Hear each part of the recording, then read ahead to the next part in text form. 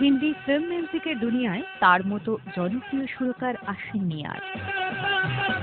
কথায় আছে, বাপ কা বেটা সিপাই কা ঘোড়া, কুছ নেই তো থোড়া থোড়া।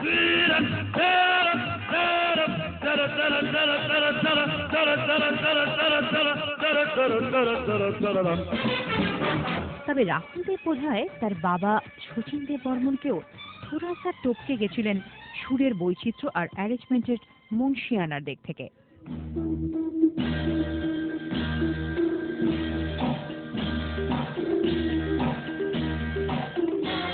রাহুল দেব বর্মনের সুরকার জীবনের শুরু বাবা শচীন দেব বর্মনের সহকারী হিসেবে, আর এককভাবে তার প্রথম সুর ছোটে নবাবের জন্য।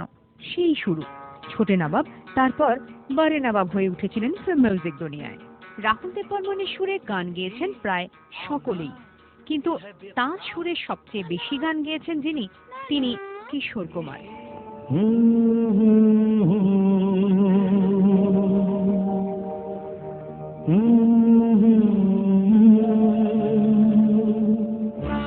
কিশোর কুমারের সঙ্গে রাহুল দেব বর্মনের জুটি আমাদের মুগ্ধ করে রেখেছে সেই 60-এর দশক থেকে।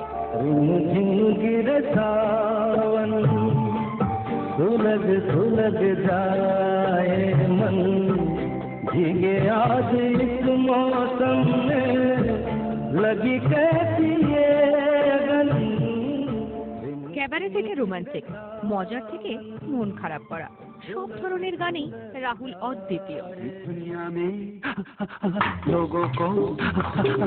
Not such an easy thing to do. दुनिया में लोगों को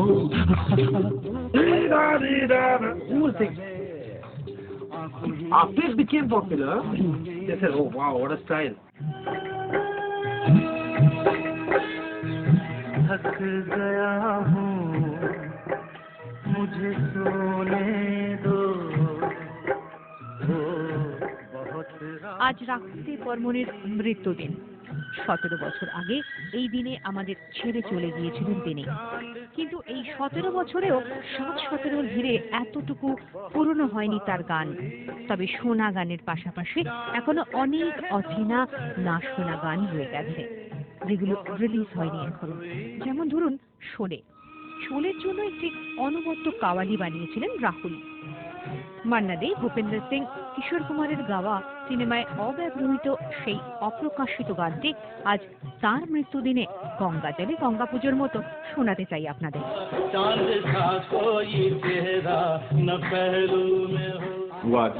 तूफान था, भगवान का एक कहना चाहिए वरदान लेकर।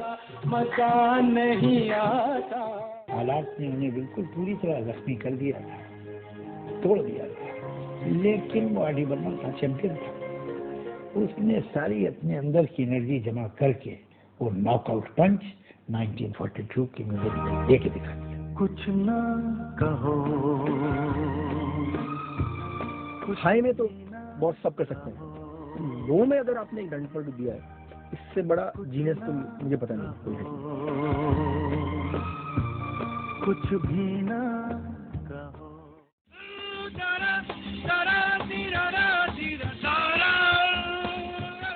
वो एक पंछी था, उड़ता था, वो उसको कोई बानी नहीं, वो अजब अजब पंछी।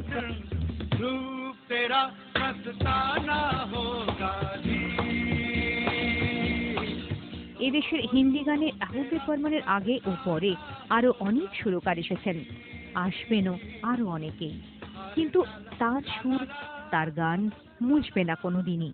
जैसे जैसे वक्त गुजर रहा है, मुझे ऐसा लगता है कि लोगों को आर डी बर्मन की कदर बढ़ती जा रही है।